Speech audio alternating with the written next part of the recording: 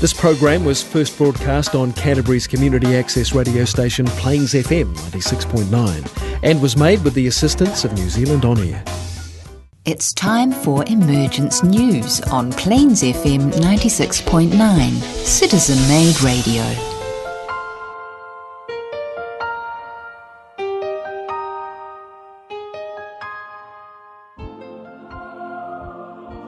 Kia ora koutou, greetings to all and welcome to Emergence News on Plains FM Access Radio. We are broadcasting from a very hot and sunny autumn day in Christchurch, in New Zealand.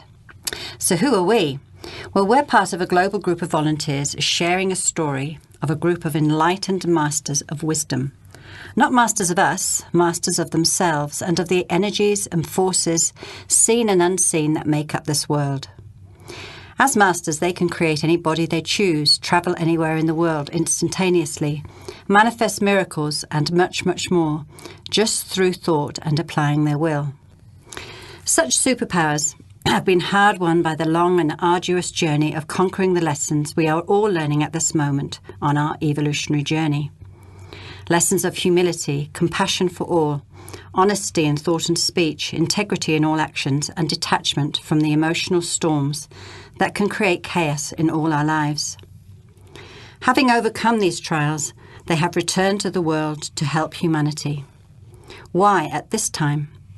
Well, that's because we are standing at the doorway of a great evolutionary leap of consciousness, and we need their help and guidance.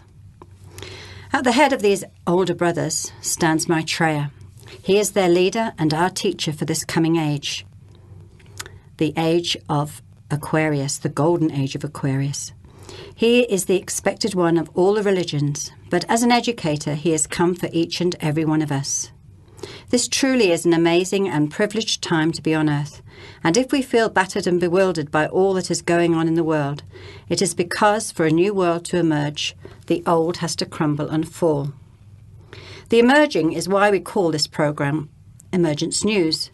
We are not only talking about the emergence of Maitreya and his group of masters, but share stories of this new world emerging amongst the chaos and confusion.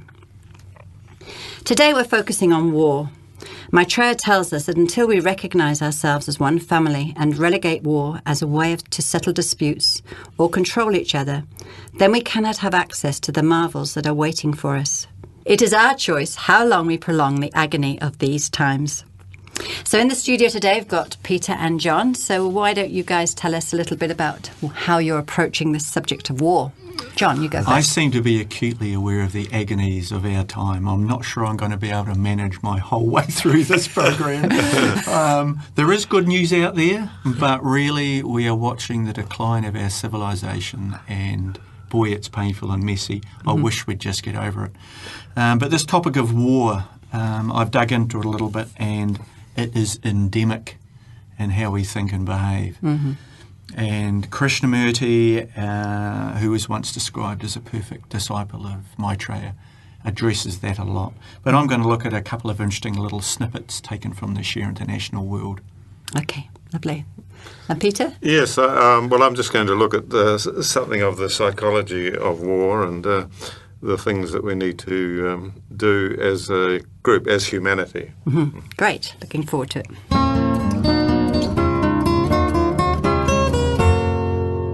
Thanks, my dear friends in the studio. There's an aura of sanity in the studio, isn't it? Yes. It's cool, it's quiet, there's chaos outside, but we're fine. Thank goodness the masters are on the horizon, the cavalry is here.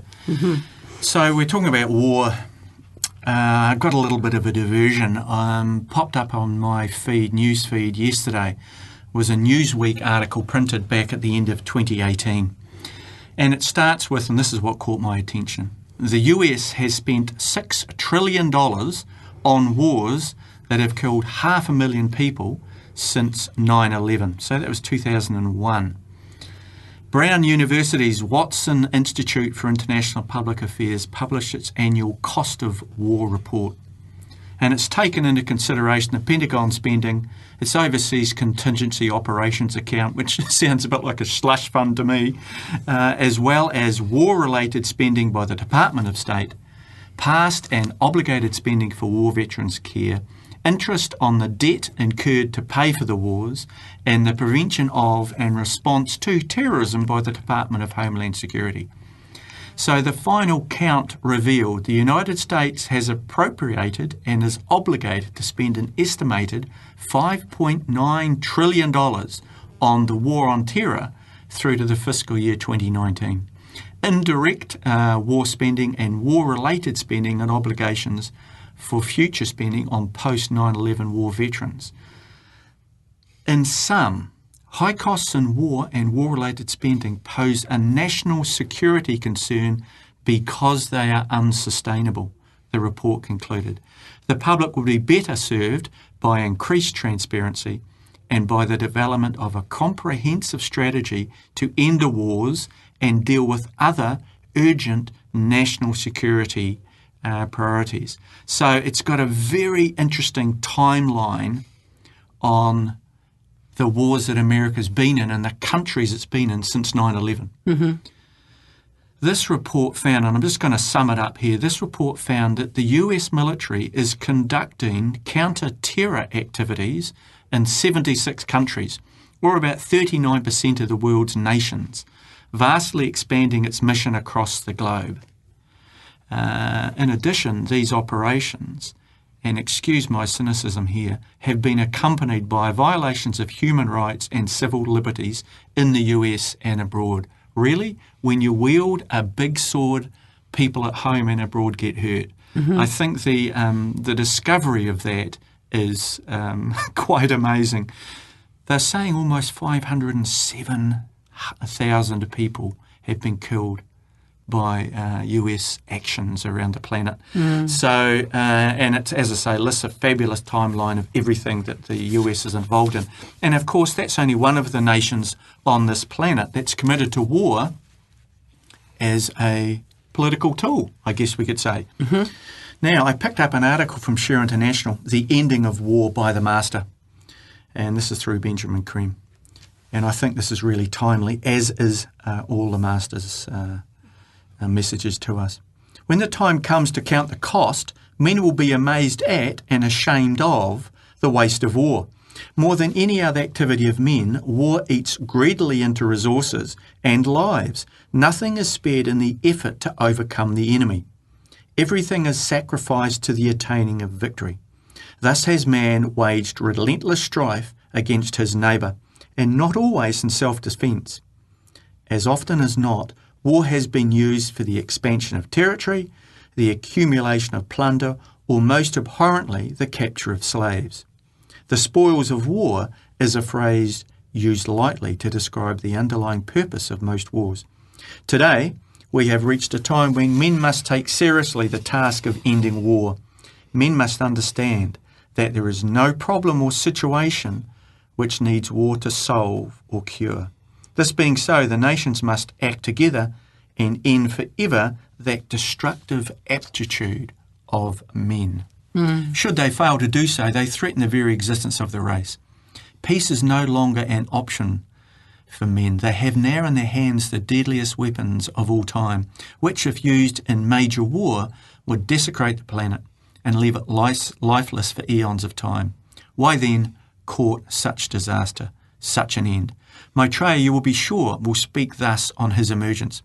He will show men that small wars can lead to terrible consequences and set men on the slippery slope of self-destruction. He will counsel gravely and turn men from the unthinkable. Be vigilant, but not afraid. Trust Maitreya to wisely guide the actions of men. Play your part in the task of educating your brothers and sisters, and so make lighter his burden. Tell all who will listen that the expected one is here, ready to begin openly his mission, that he relies on the men and women of goodwill to work with him for peace and justice, freedom of love. Tell them this. Tell them that Maitreya has the simple answer for the world's woes, that sharing will engender the trust that will open the door and the hearts of men to blessed peace. Then will you see the flowering of the human spirit in brotherhood and cooperation. Then will the problems and blockages melt away, overcome in overflowing goodwill. Thus will it be, and thus shall we witness the end of the abomination of war. such is Maitreya's purpose, and firm is his will for its accomplishment. Lovely, lovely message from the Master. I picked up another interview called War in the Soul, and it's by Dr. Ed Tickner. He's a clinical psychotherapist, and he's talking about the devastating effects of post-traumatic stress disorder. And of course, America's discovering that as these troops return from various fields of conflict, they are damaged in ways we're only starting to understand. So he starts with, he began working with a psychotherapist with traumatised Vietnam veterans in 1979. I soon realised that war is so wounding to body, mind, heart and spirit that what we now call PTSD is not simply a stress and anxiety disorder as it is classified. Rather, war damages all our vital functions, transforming how we think, perceive, feel and love. Imagine, work, play or trust. Our morality, it impacts our belief systems, it impacts our motivation. And so he's saying that PTSD can be best understood as an identity disorder that transforms the sense of self and a soul wound distorting every vital human trait. And we have many of those veterans sort of are homeless, aren't they? Because they just cannot cope with holding down a job or... Yep, and the numbers they are looking at now, he's saying 20% of people coming back from areas of conflict. And this is not just the US. This is any nation that's been involved in war. He finishes with saying, if reason and compassion prevailed, war would have been obsolete long ago. But it has powers over all humanity, especially but not exclusively our violent American culture. This is how he speaks about it. It is arousing, addictive, and provides unity, cohesion, and direction to cultures and nations, especially when they are internally troubled or lost, as America is today. War appeals to the most basic instincts. Indulging them is nearly irresistible to many people. In addition, Jungarian psychology teaches that the archetype of the warrior is universal and somehow needs to be developed and satisfied. These dimensions of war's near universality are demonstrated by the prevalence of deities of war in most traditional mythologies. How interesting. Very interesting. So what he's saying is we must nurture a spiritual evolution for all humanity such that our higher functions, heart, mind and spirit, unite and cooperate, and we can pull away from this instinct. Psychotherapist saying almost exactly what Maitreya is. Yes. Yeah, it's self-evident, isn't it? The psychology of war. The first cause of war is our separativeness, which is personality ruling over the soul. I think Maitreya mentioned this on many occasions, that we've got to give up the separativeness that we have. And of course that's been very much in the post-Piscean age, hasn't it? Yes, it has. Yes, we've been developing a personality and therefore the personality has been needed to be strong, but now we need to have the soul actually ruling it. Because at the soul level we're one. Yes. We're part of a great oversoul, so there's no friction at that level, is there? You know, at the soul level, there is no friction. Yeah. It's at the personality level, there's them and us, and all sorts of materialistic thinking that we get involved in. And so what they've got, we want. Yes. And that causes the war. Yeah. Isn't it? And I guess it's that concept of separation. You can only wage war against that which you think you are separate from. Yeah, The other. That's The right. other. Yeah. We're frightened of the other. Yes. Yeah. And so we want to control it as well. So That's it's not right. even a matter of, just, going forward. They want to control certain things, don't they? Yes, well, you can see this in this Russian phobia that America has wound itself into, Yes. which is completely fake and irrelevant as well. I mean, it's just ridiculous. It's juvenile, in fact, absolutely juvenile. But we want change. We must change our thinking to embrace that we are part of the one humanity. This is essential that we do this. We know that our foot's different from our hand, that our nose is different from our ear. These are different but parts of the same body. All parts are needed. So true with humanity. Every human has a part to play in the one humanity. Right.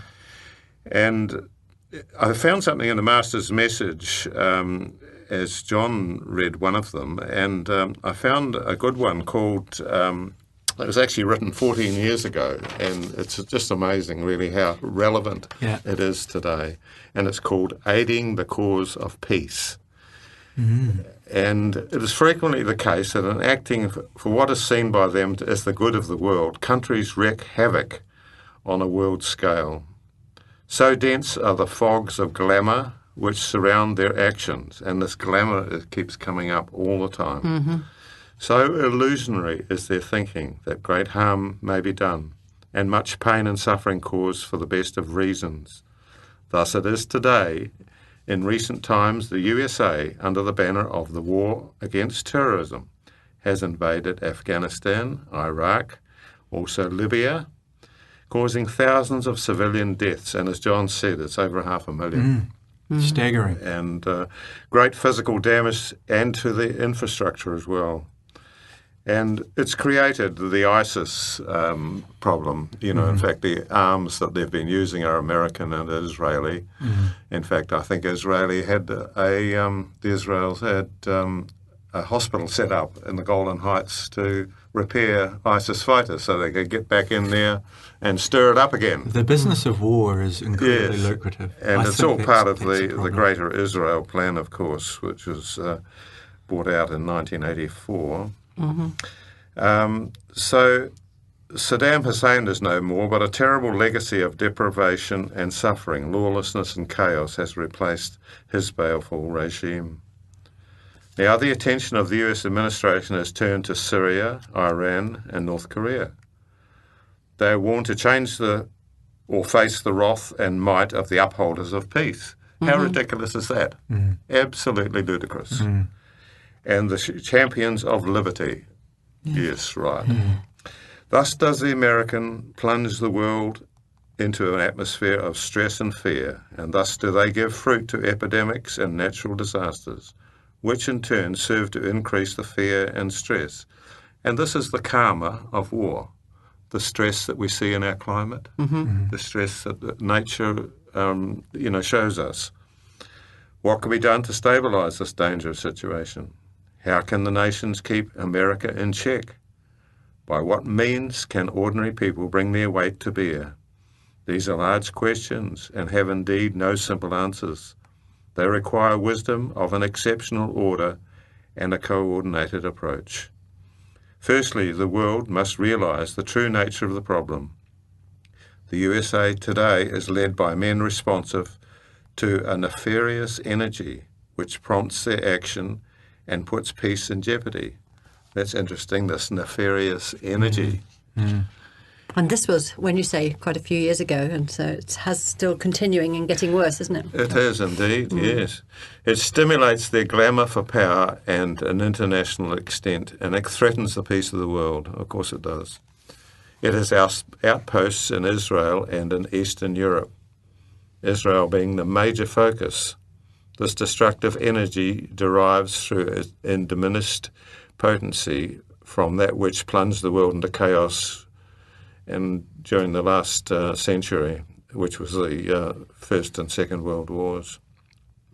It can be seen, therefore, how necessary it is that there is peace in the Middle East, how necessary it is that the Palestinians have true justice and a viable homeland. This is the most important problem facing men today. Failure to solve it would be disastrous for the world. And I think Benjamin Krem says that it's actually probably going to take Maitreya intervention. Yes, it's almost beyond human resources and the way we think, isn't it? Yeah, I mean, if we thought differently, we could do it. But to change that is a tremendous... And many sages and wise people have said there'll be no peace in the world until there's peace in the Middle East. Yeah, that's right. Yeah. It will take the combined resources of wisdom and will of both hierarchy and men to overcome. Finally, this malignant force. A clear understanding of men, the true nature of the threat, is imperative. Men must organise and act in unison. They must call for an end of oppression for the Palestinian people. and so end the fear which haunts the people of Israel.